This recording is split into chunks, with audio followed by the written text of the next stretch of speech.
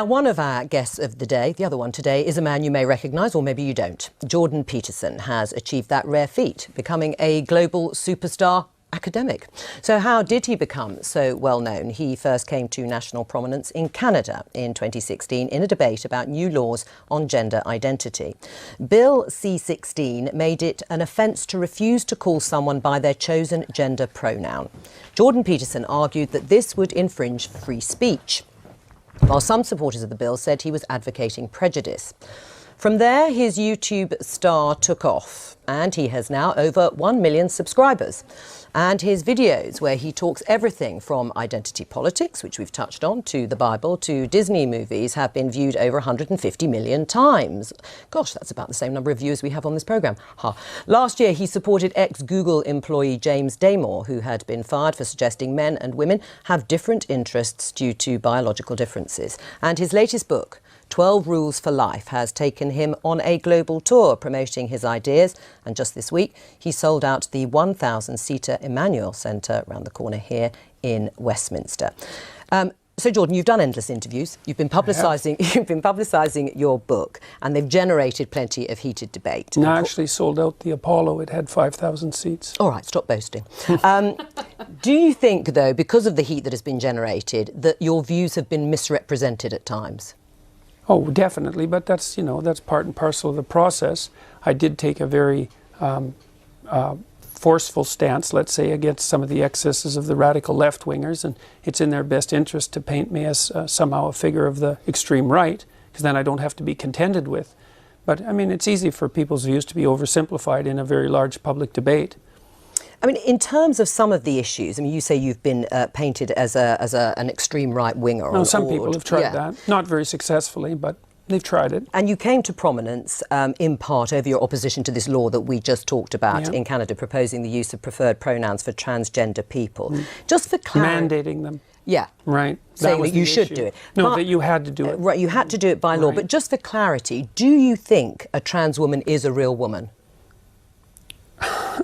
I don't really like the way those questions are formulated. You know, I don't know what that means. What do you mean a real woman? Well, I'm asking you, in your mind, you know, it depends what you think a real woman is, but do you think a trans woman is a woman? No. Why not? Because I think that women are capable, generally speaking, of having babies, and they have female genitalia, and they have an XX chromosome, and I think the biological markers are relevant. It doesn't necessarily mean that I don't think that people should be treated with respect and dignity if they happen not to fit easily into a gender category. That's a different issue. Right. But it's a matter of definition. And I actually think it's a foolish argument in some sense. Because what do you mean by real? Well, I mean, you've just clarified that, though. You don't think that a trans woman is a woman. And do you think that that is what is behind or explains your opposition to this idea of a law mandating you to use a preferred pronoun, is because you don't actually believe that that's the truth, that a trans woman is a woman and therefore you can't use that pronoun? No, that's not my argument at all. Really? Yeah, really. My argument is that the government shouldn't compel voluntary speech. No, but I know what your argument is, and no, you've but made that's it very really clearly. it. No, but that's exactly it. There's no motivation behind. There's no motivation behind it. But you don't believe I wouldn't a trans woman is a woman? put everything on my online in my life to take the stance I did unless I had thought that through very deeply. And I've thought it through very deeply. There aren't hidden motivations that have to do with some arbitrary prejudice against trans people. Okay. It's pure and simply this. There's never been a time in English common law history where the government compelled speech, and the Canadian government dared to do that. And that was unacceptable. And they masked it with this show of compassion for the oppressed, and I don't buy it. Right, but you would, as I think you've said, at an individual level, if somebody asked somebody asked you to use a particular pronoun, you would do so. Well, I have. You have? Yes. Right, fine. Yes. Let's talk about feminism. Are you a feminist? No, not as it's currently defined, certainly not. No, well, in any other definition? Well, I think that anybody who doesn't think that the competitive landscape should be opened up for equality of opportunity is not thinking. And so everyone's interests are better served if people have as equal access to opportunity to display their talents and to manifest their talents in the world as possible. So in that sense, certainly.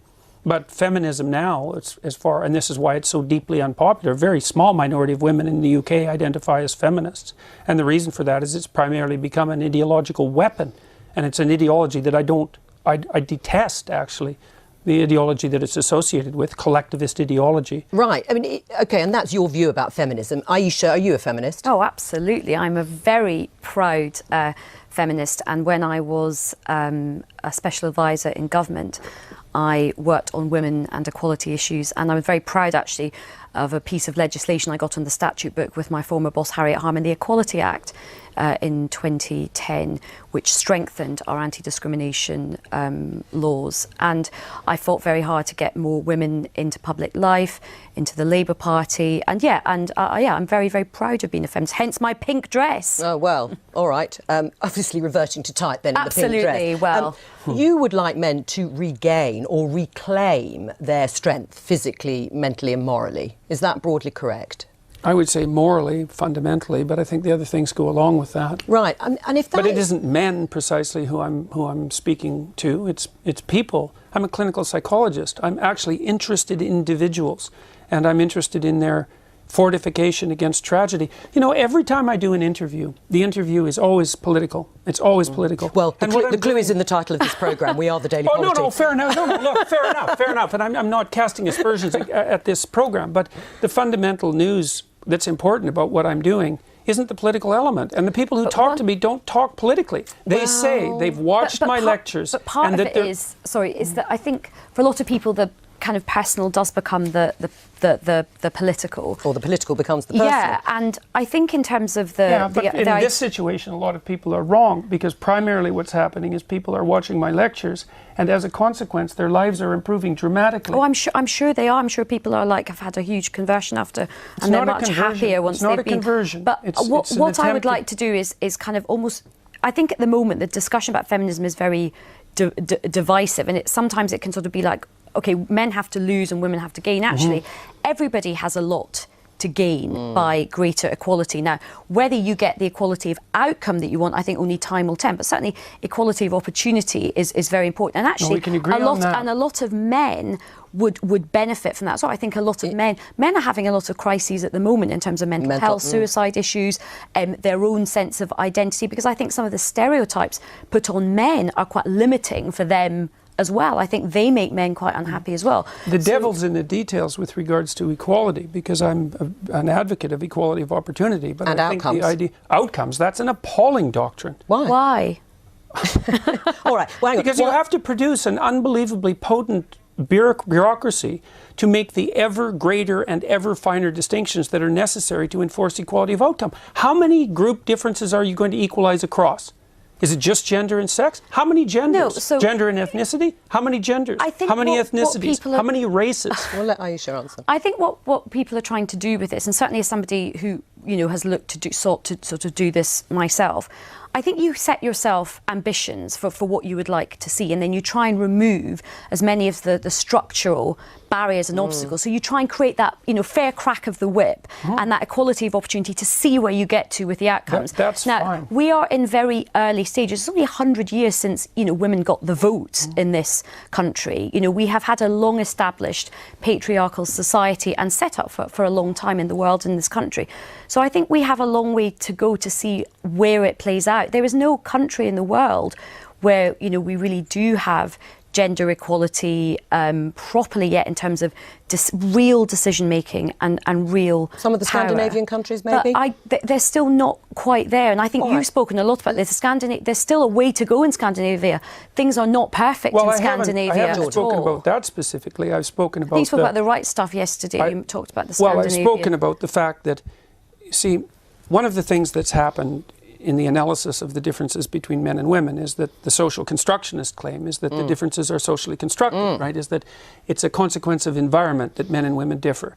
But what the scientific literature indicates is that as cultures become more egalitarian, like they have in Scandinavia, the differences between men and women actually increase rather than decreasing, which is a direct repost to the social constructionist view. So they just deny all that. The biggest differences in the world in interest and temperament are between Scandinavian men and women. It's exactly the opposite of what everyone predicted. Can I just pick up on one thing you said a little earlier in the interview, which you said it's the moral guidance that you are focused on. You think that is particularly important. How do you square that with the behaviour of perhaps arguably, you know, a prominent alpha male president of the United States, Donald Trump, when his behaviour, I mean, he is accused of having an affair with a porn star when his wife was pregnant. How does that fit with morally reclaiming? Well, I would say that was rather clearly immoral. Right. Yeah, but you would still, not to be a target for emulation. But you still would have voted for him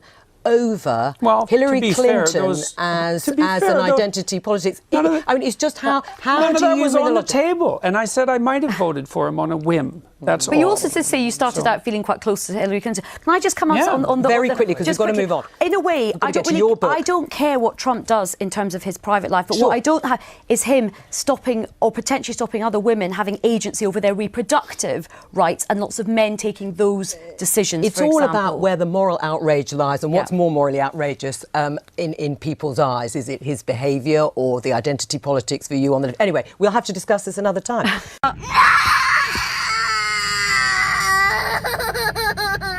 Jace, what do you think?